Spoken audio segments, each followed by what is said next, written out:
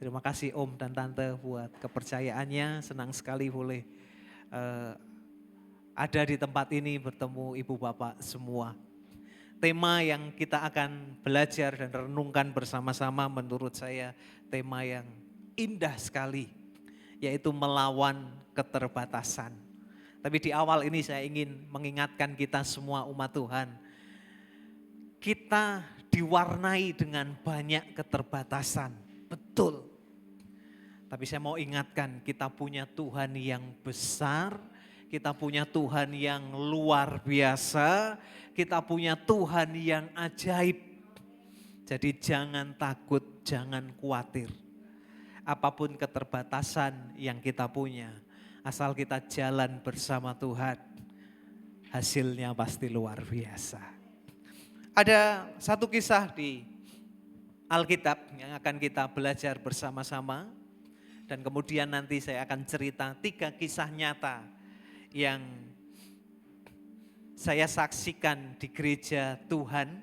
Dan saya pribadi sangat terberkati bagaimana umat-umat Tuhan ini mengalami keterbatasan. Tapi Tuhan tolong dengan cara yang ajaib. Nah, langsung saja kita akan memperhatikan bagian firman Tuhan. Di dalam Lukas pasalnya yang ke-19.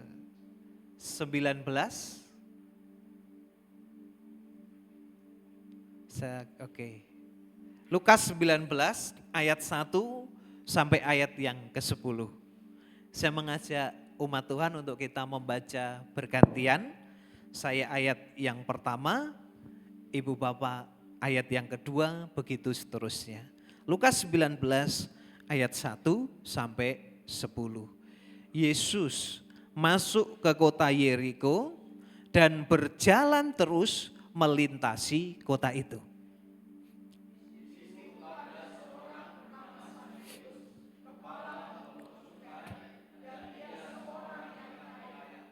Ia berusaha untuk melihat orang apakah Yesus itu, tetapi ia tidak berhasil karena orang banyak, sebab badannya pendek.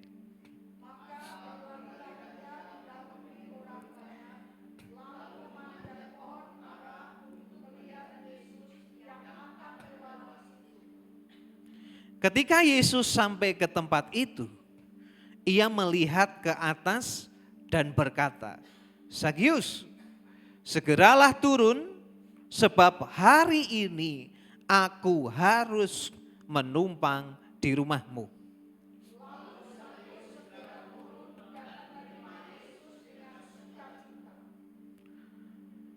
Tetapi semua orang yang melihat hal itu bersungut-sungut, katanya, "Ia menumpang di rumah orang berdosa."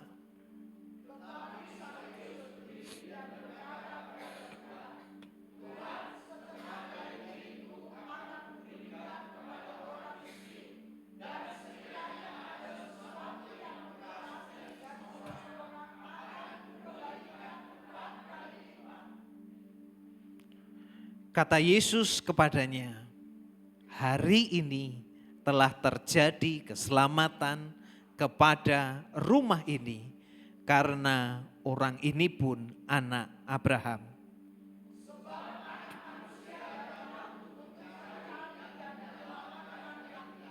Amin. Sebuah kisah yang indah, Ibu Bapak. Kita akan perhatikan bagian demi bagian, ayat demi ayat dari pembacaan kita. Ayat yang pertama di sana dikatakan, Yesus masuk ke kota Yeriko dan berjalan terus melintasi kota itu. Yesus sama sekali tidak ada rencana untuk mampir ke Yeriko. Yesus sama sekali tidak ada rencana untuk tinggal, untuk singgah di kota Yeriko. Kenapa? Karena tidak ada sesuatu yang spesial, yang menarik di kota itu. Tapi kalau kita baca ayat berikutnya, Yesus sampai mengubah rencananya. yang tadinya tidak ada niatan untuk mampir, bahkan Yesus mengharuskan dirinya untuk mampir ke rumah Zakius. Bagaimana bisa yang awalnya Yesus hanya berjalan melintasi kota itu, tapi kemudian sampai Yesus mengubah rencananya. Berarti ada sesuatu yang indah, yang spesial, sampai Tuhan mengubah rencananya. Ayat yang kedua, di situ ada seorang yang bernama Zakius. Zakius itu artinya Ibu Bapak murni. Sebuah nama yang bagus, artinya juga bagus, murni. Tapi di ayat 2 ini dijelaskan profesi dari Zakius ini. Apa profesinya Ibu Bapak? Kepala pemungut cukai. Dia bosnya, pimpinannya para pemungut cukai. Profesi pemungut cukai kala itu bukan profesi yang disukai oleh masyarakat. Kenapa? Karena profesi ini cenderung pro penjajah. Karena tugasnya adalah memungut pajak dari masyarakat yang dijajah. Hasil pungutan uang itu diserahkan kepada penjajah. Jadi masyarakat akan menganggap orang yang berprofesi sebagai pemungut cukai ini anteknya penjajah. Pro penjajah, bukan pro kepada rakyat.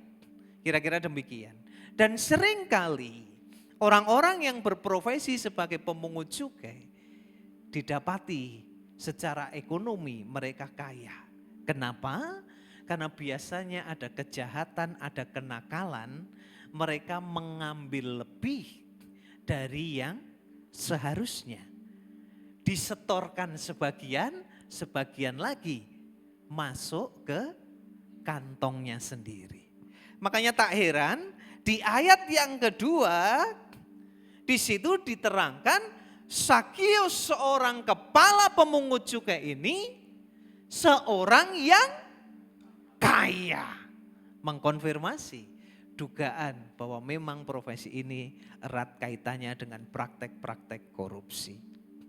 Ibu Bapak, profesi pemungut cukai dibenci oleh masyarakat. Tidak disukai oleh masyarakat. Bahkan masyarakat akan memandang sebelah mata. Bukan hanya memandang sebelah mata, ada kegemasan, mungkin juga kemarahan terhadap orang-orang yang berprofesi demikian. Singkatnya bisa dibilang ini sampah masyarakat. Tapi di ayat yang ketiga, orang yang dilabeli sampah masyarakat ini, di ayat yang ketiga dikatakan demikian. Ia berusaha untuk melihat orang apakah Yesus itu. Yang menarik buat saya, walaupun luarannya Zakius ini bobrok, walaupun luarannya dia dianggap sebagai sampah masyarakat, tapi dalamnya ketika dia mendengar tentang Yesus, dia punya keinginan, punya kerinduan untuk mengenal Yesus. Ibu Bapak, kalau kita mendengar nama Yesus, apa yang terjadi di hati kita? Apakah biasa? Atau ada kekaguman terhadap nama itu? Atau ada gairah terhadap nama itu? Atau ada kerinduan terhadap nama itu?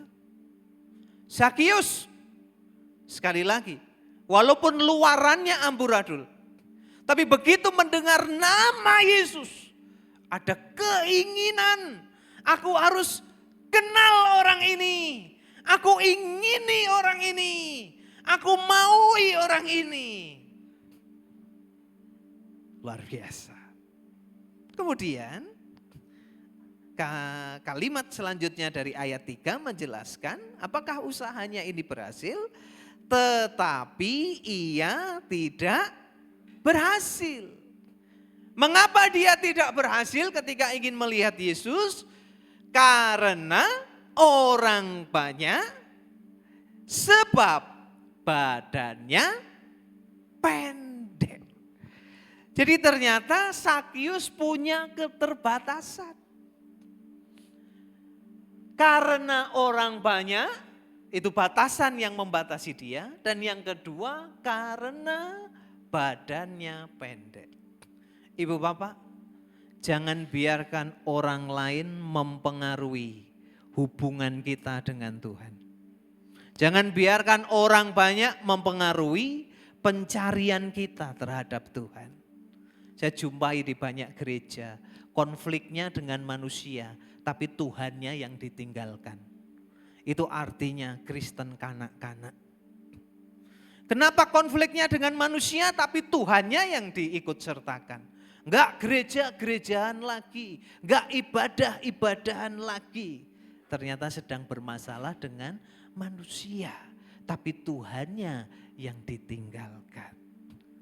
Zakius ingin kenal Tuhan, tapi orang banyak jadi penghalangnya.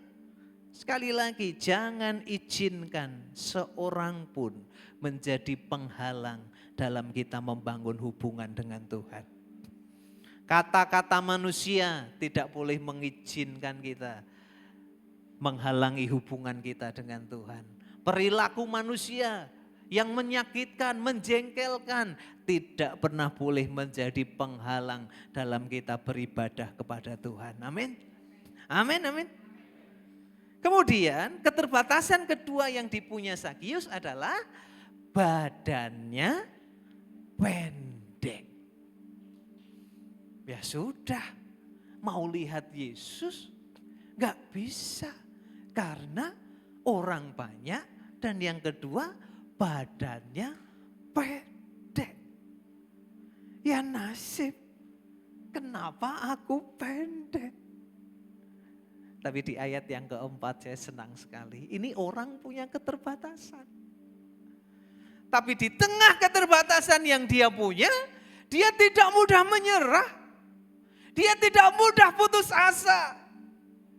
Oh kalau ayat 4 ini kita kerjakan, apapun keterbatasan kita itu tidak akan menjadi masalah lagi. Apa yang dikerjakan Zakius di tengah keterbatasannya dia?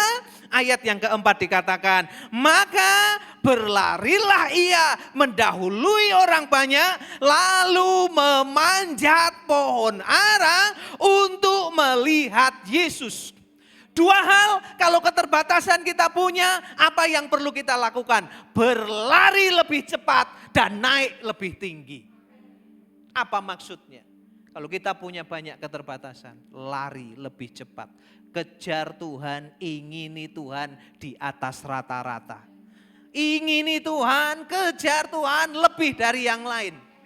Yang lain baca Alkitab, gak baca Alkitab, aku gak peduli. Tapi aku akan membaca Alkitab. Yang lain ke gereja, gak ke gereja, aku gak peduli. Tapi aku akan setia beribadah. Itu artinya kita berlari lebih cepat. Yang lain mau sungguh-sungguh atau mau main-main dengan Tuhan, aku gak peduli. Tapi aku mau serius dengan Tuhan. Makanya Yosua mengingatkan kita. Terserah kamu mau beribadah kepada siapa. Tapi aku dan seisi rumahku kami akan menyembah Tuhan. Itu artinya berlari lebih cepat. Yang lain mau main-main dengan Tuhan silahkan. Yang lain mau main-main dengan dosa silahkan. Tapi aku dan seisi rumahku, aku akan sungguh-sungguh dengan Tuhan. Ini artinya berlari lebih cepat. Kemudian apa yang dikerjakan Zakius yang kedua? Naik lebih tinggi, manjat pohon. Artinya apa? Bukankah Tuhan ada di atas? Ingini dia lebih lagi, bangun keintiman dengan Tuhan. Kejar Tuhan, ingini Tuhan, bangun keintiman dengan Tuhan. Apapun keterbatasan kita, tidak akan jadi keterbatasan lagi. Silahkan dipraktekkan kalau tidak percaya. Saya sudah mempraktekkan ini bertahun-tahun. Saya kejar Tuhan, saya ingini Tuhan. Puji Tuhan, ada banyak keterbatasan yang berhasil saya lewati oleh anugerah Tuhan. Saya lanjutkan Ibu Bapak. Kemudian di ayat yang kelima. Ini ayat ini berbicara Yesus lewat persis di bawah pohon di mana Zakius ada di atas. Ingat di ayat 1 Yesus hanya melintasi kota Yeriko, sama sekali enggak ingin singgah, enggak ingin mampir.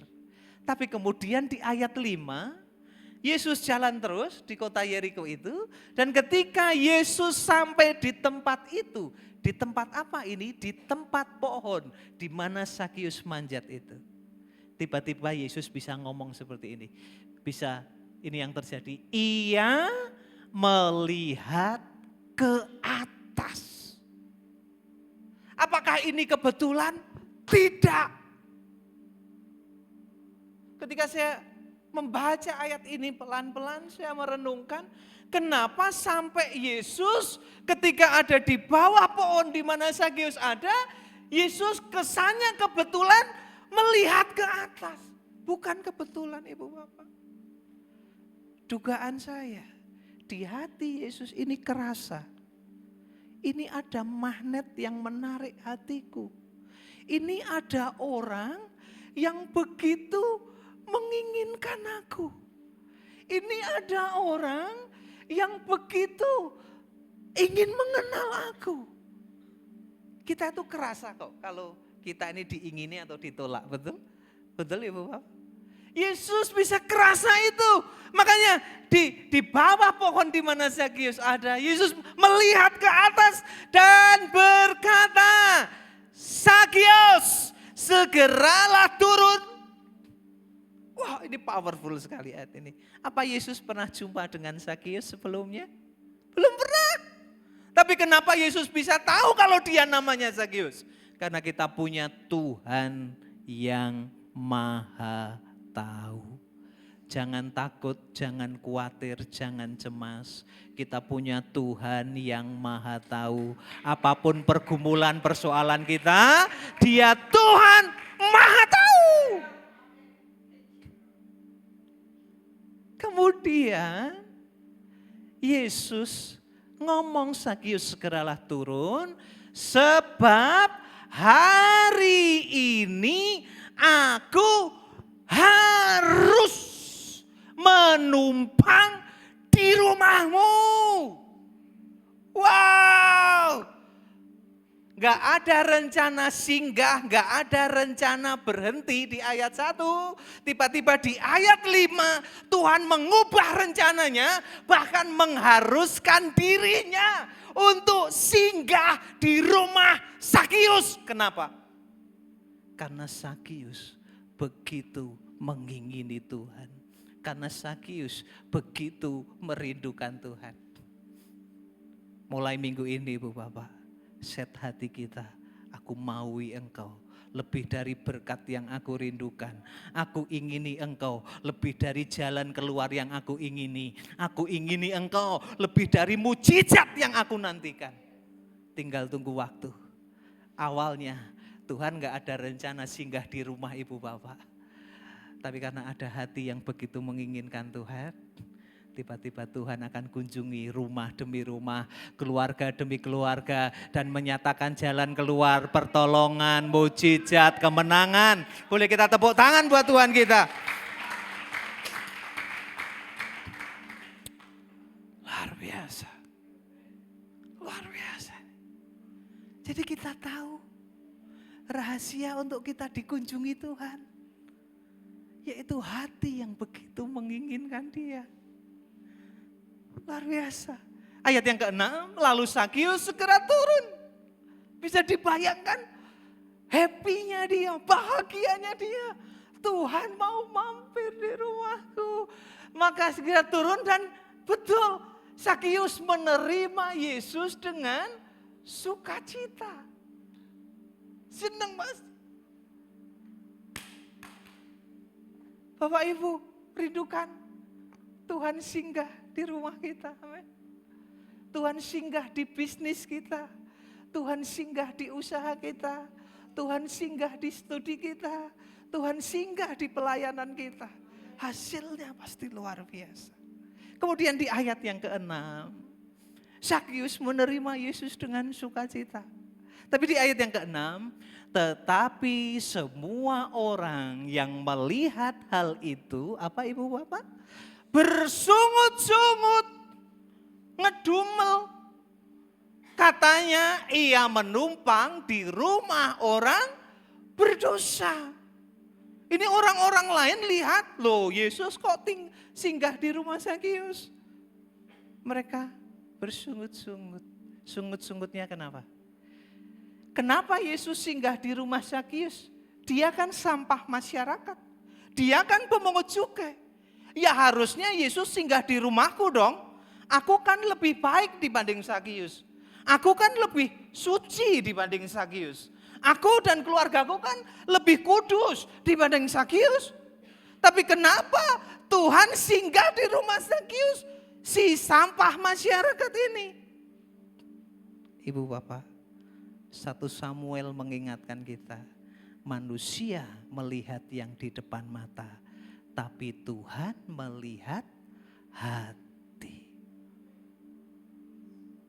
Di mata Tuhan, di kaca matanya Tuhan, yang lain yang sungut-sungut ini, kamu biasa, kamu gak mengingini aku, kamu gak merindu-rindukan aku. Tapi Sakius, dia begitu bergelora mengingini aku. Walaupun luarannya dia bobrok, luarannya dia sampah masyarakat. Tapi dalamnya, tapi yang di sini yang tidak kelihatan, dia begitu mengingini Tuhan. Makanya Samuel yang notabene seorang nabi juga hampir keliru kan? Ini yang akan dipilih Tuhan jadi raja. Tuhan ngomong, nah, bukan. Seringkali kita itu melihat apa yang di depan mata. Ibu Bapak, tapi Tuhan yang kita punya itu, Tuhan yang melihat hati. Dan urusan hati itu gak ada yang tahu, hanya kita pribadi dan Tuhan itu sendiri. Yang lain merasa lebih rohani, yang lain merasa lebih benar, yang lain yang bersungut-sungut ini merasa lebih suci, lebih baik. Kenapa gak mampir di rumah? Tapi di pemandangan Tuhan, Sakius jauh lebih hebat. Kemudian ayat yang ke-8. Saya percaya perjumpaan dengan Tuhan itu mengubahkan kita, betul? Makanya saya dorong ibu bapak semua sering-sering jumpa Tuhan.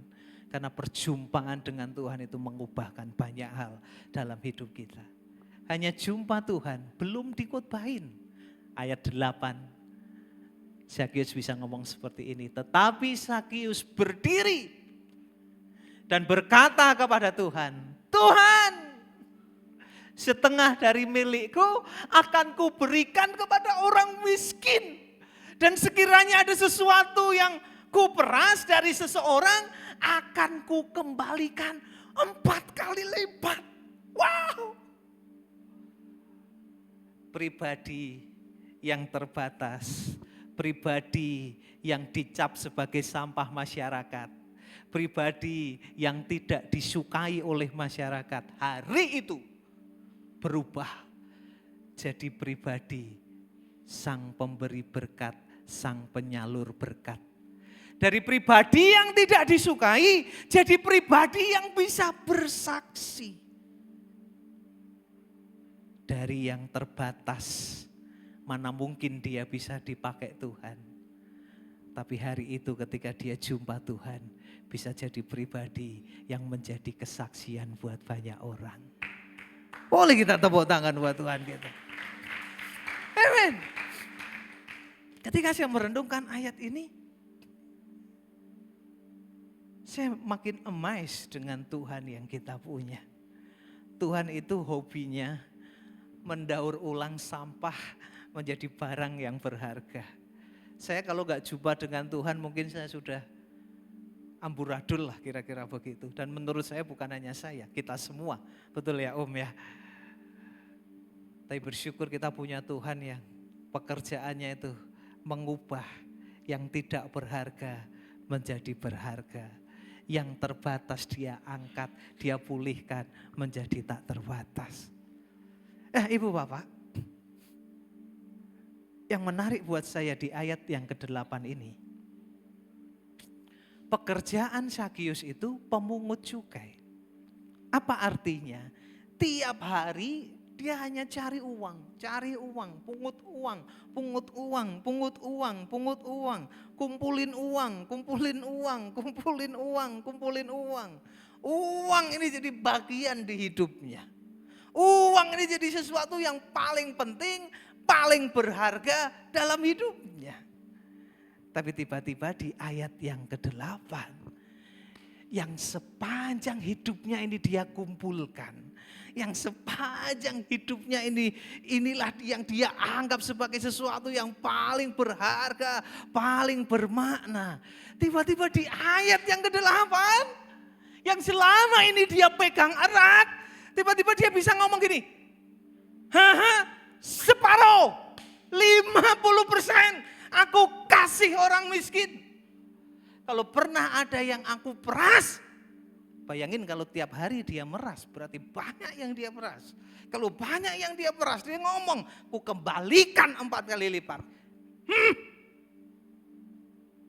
Bisa jadi yang selama ini dia kumpulkan, hari itu berkurang banyak banget. Bisa jadi yang sisa tinggal sedikit.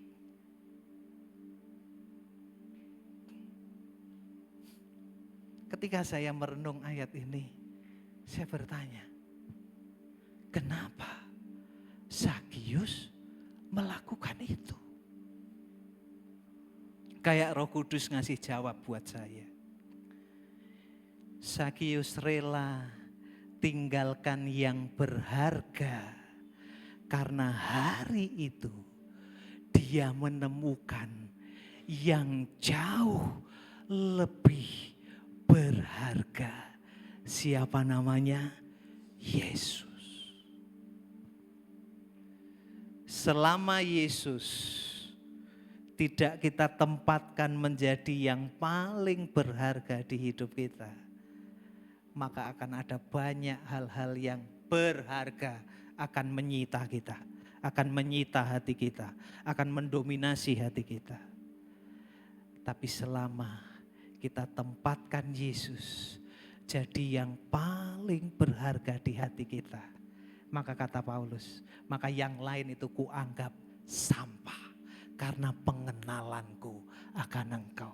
Mengkonfirmasi apa yang terjadi dengan Zakius. Zakius mau ngomong, yang lain ini sekarang gak penting. Yang lain ini sekarang kuanggap sampah karena aku menemukan yang jauh lebih indah, yang jauh lebih spesial, yang jauh lebih berharga.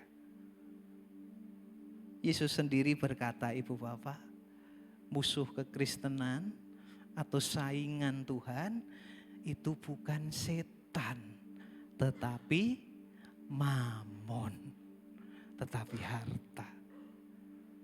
Kalau kita ketemu setan dengan mudah kita akan jauhi, betul? Tapi coba kalau kita ketemu harta, dijauhi atau didekati, banyak kita termasuk saya justru akan mencari, justru akan mendekati. Tidak salah dengan kita kaya, saya enggak berkhotbah dilarang kaya, bukan. Kayalah. Tapi hati kita, di hati ini yang nomor satu harus tetap Yesus. Kekayaan harta itu nomor 17 sekian. Kalau Tuhan ngomong tabur, kita tabur. Kalau Tuhan ngomong kasih, kita kasih. Yesus tetap jadi nomor satu di hidup kita. Amin. Saya lanjutkan Ibu Bapak. Ayat yang ke-9, kata Yesus kepadanya, hari ini telah terjadi keselamatan. Berkat terbesar, berkat yang tak ternilai itu bukan mobil baru, bukan rumah baru, bukan gelar baru, bukan jabatan baru, bukan. Berkat terbesar itu namanya adalah keselamatan. Tidak ada manusia yang bisa menyelamatkan dirinya sendiri. Dan senang saya hari itu Zakius mendapat berkat terbesar. Namanya adalah keselamatan. Hari ini telah terjadi keselamatan kepada rumah ini. Karena orang ini pun anak Abraham. Sebab anak manusia datang untuk mencari dan menyelamatkan yang hilang. Luar biasa. Dari kisah ini kita belajar keterbatasan. Begitu jumpa dengan Tuhan justru akan menjadi kesaksian yang luar biasa. Jangan anti dengan keterbatasan. Siapa tahu justru dengan keterbatasan itu modal untuk Tuhan beracara dan itu akan Tuhan ubah menjadi kesaksian. Amin. Nah, waktu terus berjalan, izinkan saya cerita 3 kesaksian. Siapa tahu bisa lebih kalau nanti waktu ada. Ibu Bapak, pada waktu September awal kemarin, saya pelayanan di kota Banjarmasin dan sekitarnya. Awal saya diundang, saya tidak tahu ini acara apa, mereka hanya ngomong KKR anak muda. Oke, saya datang ke sana, tiba-tiba 1 minggu sebelumnya diubah. Pastor Yusuf, ini enggak lagi KKR ya, tapi ini KKR juga ibadah syukur. Ya saya enggak tahu juga, syukur apa gitu kan. Gereja ini gereja yang maju menurut saya. Mereka tadinya sewa restoran, kemudian pindah tempat, sewa 3 ruko, 3 lantai begitu. Tapi costly sekali, kalau nggak salah 1 tahun itu 400 juta. Kemudian saya ngomong, pernah di tahun tertentu gitu, Pak apa nggak sayang sewa segitu, kenapa nggak beli ruko aja? Saya bilang gitu, ya tapi mahal, ya daripada uang segitu untuk sewa-sewa. Betul, akhirnya mereka beli ruko Ibu Bapak. Beli ruko 1, 3 lantai. Lantai pertama untuk kantor, lantai kedua untuk ibadah, tapi karena hanya 1 ruko nggak muat, akhirnya lantai ketiga juga untuk ibadah. Ada layar video gitu, 2 lantai mereka pakai untuk ibadah. Jemaat diajak berdoa, ayo kita berdoa, kita beli ruko sebelah. Kita beli ruko sebelah jadi milik kita, karena ini tempatnya terlalu sempit. Mereka berdoa, berdoa, berdoa. Jemaat bertanya, kenapa enggak kita beli toh Pak? Kok berdoa, berdoa terus? Belum ada uangnya gitu. Terbatas. Ada keterbatasan yang mereka punya. Berdoa, berdoa, berdoa. Jemaat sampai bertanya, Pak kok berdoa, berdoa terus? Doa kita ini dijawab Tuhan apa enggak? Gembalanya ngomong gitu Om. Kita ini sudah berdoa, berdoa, berdoa. Kok enggak ada jawaban-jawaban? Sebagai pendeta dia ditantang untuk menguatkan iman jemaatnya. Percayalah, doa kita ini didengar Tuhan. Doa kita ini dijawab Tuhan. Pendetanya mulai imannya bangkit. Teleponlah pemiliknya. Pak, ruko sebelah itu berapa harganya? Oh 3, sekian M. Tapi kalau untuk gereja berapa Pak harganya? Ya udah, untuk gereja 3 M saja. Akhirnya dia dapat angka 3 M. Oh, 3 M jemaat. Ya, berdoa. Yang saya senang, Tuhan kita itu betul-betul Tuhan yang tidak terbatas. Betul Ibu Bapak? Kita memang penuh keterbatasan. Tapi Tuhan kita itu Tuhan yang tidak terbatas. Singkat cerita, ada kerabatnya jemaat berkunjung ke rumah jemaat itu. Ini saudara jauh. Singgahlah dia di rumah saudaranya itu. Sampai di rumah gak ada ini saudaranya ini. Ternyata sedang di gereja. Akhirnya dia susullah ke gereja. Begitu sampai gereja, dia lihat, Pak, kok cuma 1 ruko? Ini kalau ibadah muat gak? Gak muat Pak. Makanya di lantai 3 pun kami pakai ibadah. Kenapa gak dibeli aja Pak? Gak ada dana Pak. Emangnya berapa? 3 M Pak. Orang ini bisa ngomong, dah di DP saya yang melunasi. Wah kok gak ada yang tepuk tangan ini. Wah. Amen. Jadi orang ini baru pertama ke situ langsung digerakkan Tuhan. Dia yang membelikan ruko harganya 3 M. 3 M itu lumayan loh Ibu Bapak. Betul kan? 3 M. Dari situ ketika saya dengar cerita hamba Tuhan ini mengkonfirmasi saya. Hati raja-raja itu kata Amsal ada di tangan Tuhan. Kalau Tuhan sudah gerakkan, gak ada orang yang bisa mencegah atau menghalang-halanginya. Akhirnya puji Tuhan, dijebol lah ruko itu. Dijebol jadi 2 ruko. Dikasih LED yang bagus itu di belakangnya gitu. Kemudian renovasi selesai. Dan mereka ibadah syukur. Dan saya diundang Ibu Bapak, Pastor Yusuf, KKR sekaligus pimpin ibadah syukur kita. Di situ saya baru ngerti mujizat yang mereka alami. Dapat ruko cuma-cuma harganya 3 M. Caranya Tuhan luar biasa. 1 orang pertama ke situ langsung Tuhan gerakkan membayari 1 ruko itu. Terbatas. Sudah berdoa bertahun-tahun. Terbatas. Tapi kita punya Tuhan yang tidak terbatas. Amin. Amin. Saya terberkati dengan kesaksian ini. Hari berikutnya saya ke Banjarbaru. Berkunjung ke gereja JKI GMK namanya. Gereja Murid Kristus. Ini gembalanya dan istri, itu saya, dan yang samping ini pengusaha yang diberkati Tuhan yang nganter saya ketika saya di Kalimantan Selatan dan sekitarnya gitu. Di sini juga mereka sangat terbatas.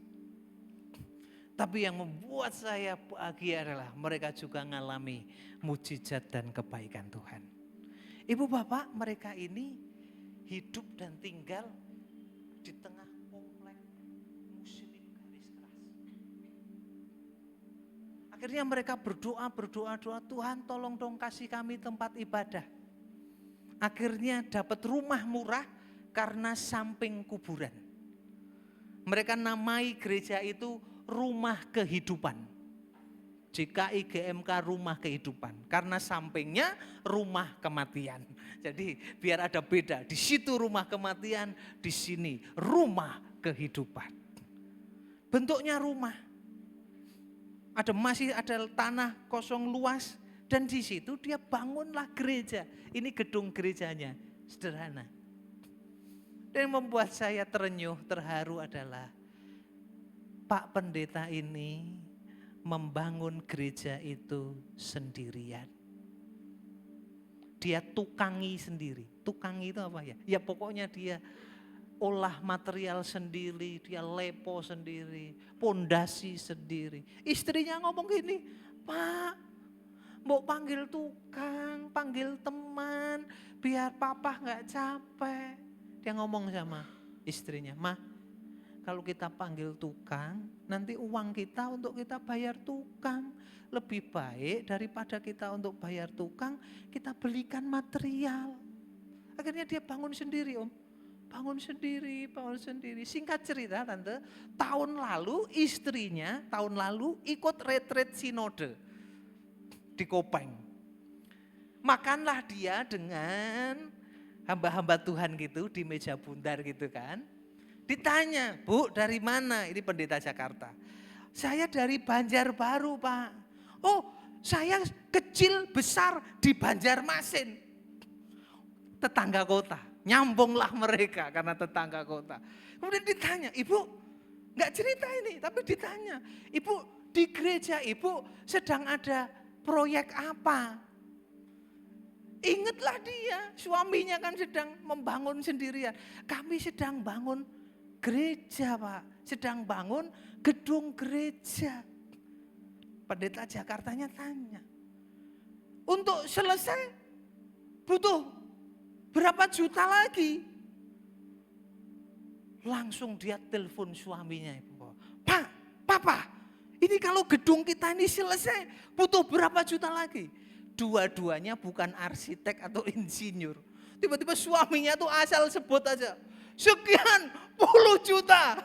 Tiba-tiba pendeta Jakarta ini mungkin digerakkan Tuhan. Bisa ngomong, oke, gereja kami yang akan selesaikan pembangunan gereja Ibu. Wah, istri pulang, Papa panggil tukang, Papa jangan bangun sendiri lagi, Tuhan menolong kita.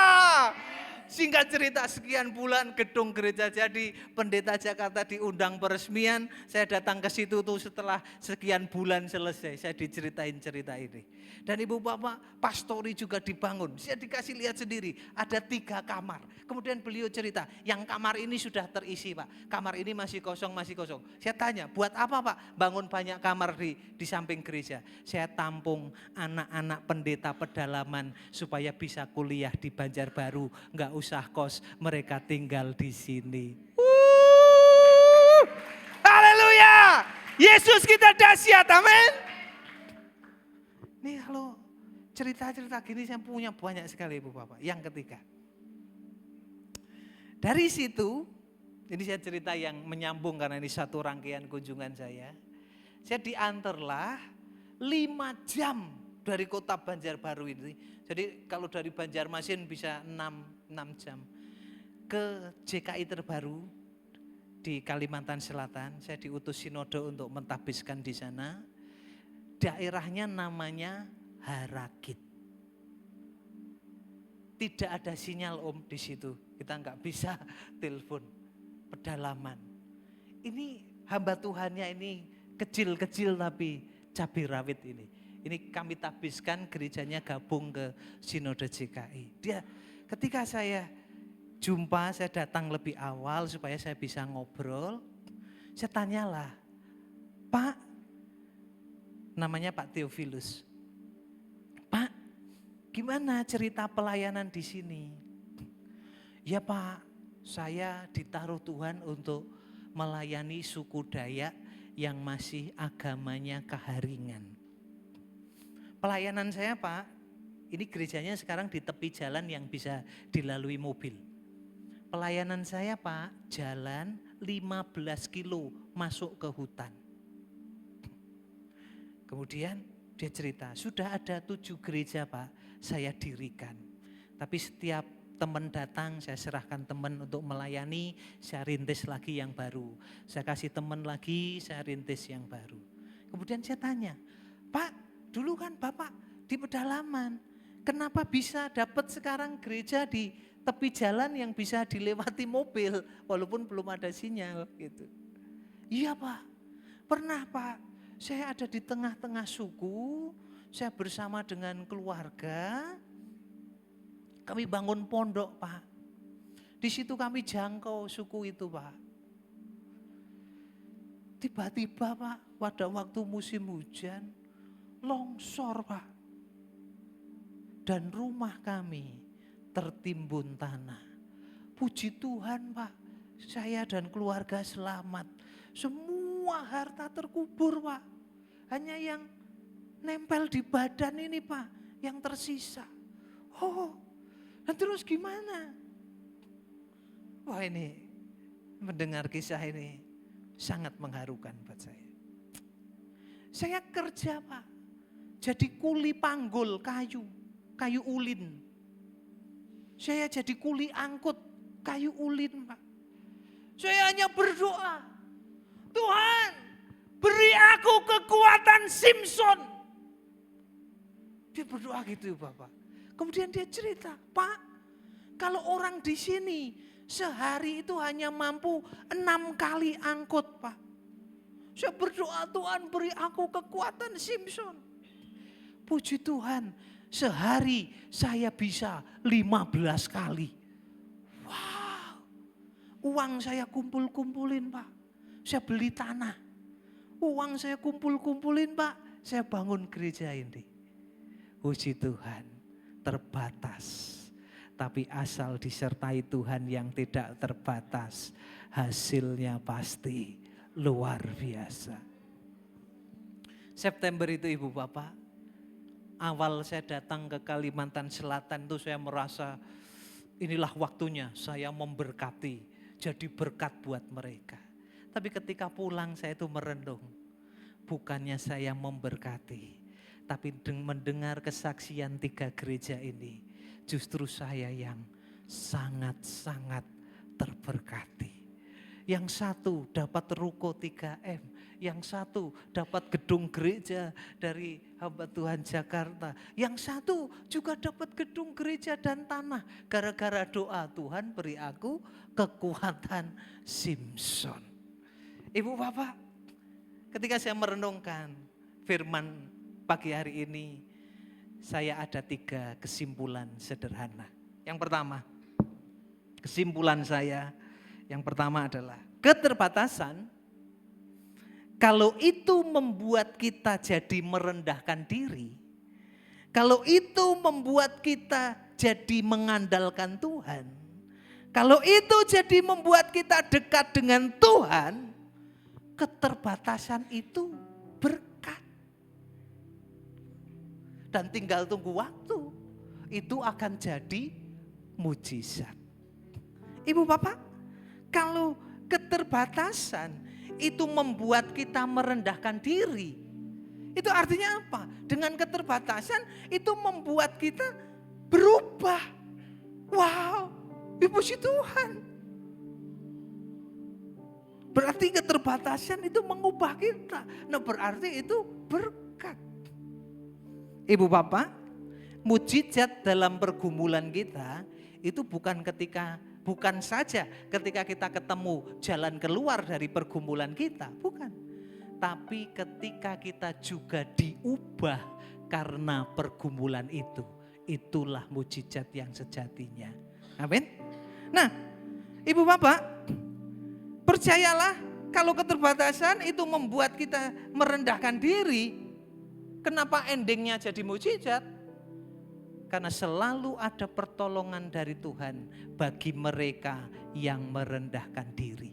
Selalu ada pertolongan yang dari Tuhan bagi mereka yang merendahkan diri. Aku sudah merendahkan diri, kok belum ada pertolongan? Rendahkan diri lebih lagi, pasti ada pertolongan. Berkat itu apa? Segala sesuatu yang membuat kita dekat dengan Tuhan, itu namanya berkat. Walaupun bentuknya keterbatasan, asal dengan keterbatasan kita jadi dekat Tuhan, keterbatasan itu sama dengan berkat. Masalah itu apa? Segala sesuatu yang membuat kita jauh dari Tuhan. Promosi, naik jabatan, kekayaan, kalau itu membuat kita jauh dari Tuhan, itu bukan berkat, itu namanya masalah. Tapi keterbatasan, kalau itu membuat kita jadi dekat dengan Tuhan, itu namanya berkat. Kesimpulan saya yang kedua, kalau kita berhasil mengalahkan keterbatasan, itu namanya anugerah. Karena kekristenan sekali lagi bukan tentang apa yang kita kerjakan, apa yang kita usahakan, bukan. Tapi kekristenan itu isunya apa yang sudah Yesus capai, apa yang sudah Yesus raih, dan kita tinggal menerimanya. Kenapa saya katakan itu anugerah? Karena kalau kita bisa melewati keterbatasan, kalau kita mampu melewati keterbatasan, itu bukan karena kita mampu, tapi karena kita dimampukan. Bukan karena kita bisa, tapi karena kita dibisakan. Makanya kalau kita berhasil mengalahkan keterbatasan, itu anugerah. Kalau kita mengklaim, aku berhasil mengalahkan keterbatasan karena usahaku, karena imanku, karena ketekunanku, karena doaku. Kalau pusatnya adalah kita, hati-hati. Kita akan terjebak dengan kesombongan. Kita akan terjebak dengan apa lagi? Kita akan terjebak dengan merasa berjasa. Kita akan terjebak apa lagi? Kalau sudah terjebak kesombongan dan merasa berjasa, kita akan terjebak mudah menghakimi yang lain. Seperti aku dong, doaku seperti ini, puasaku seperti ini, kamu kurang doa sih, kamu kurang begini begitu sih. Harusnya teladan kita bukan manusia, teladan kita Tuhan. Tapi kalau kita sadar bahwa semua itu anugerah, kita akan selalu apa? Rendah hati. Ternyata kalau aku bisa ini karena Tuhan. Kalau kita sadar itu anugerah, kita akan apa? Kita akan sadar diri. Aku enggak ada apa-apanya tanpa Tuhan. Segala kemuliaan tetap untuk Tuhan. Dan simpulan saya yang ketiga, apapun keterbatasan kita, jalan dengan Tuhan, hasilnya pasti luar biasa. Itu namanya kemenangan.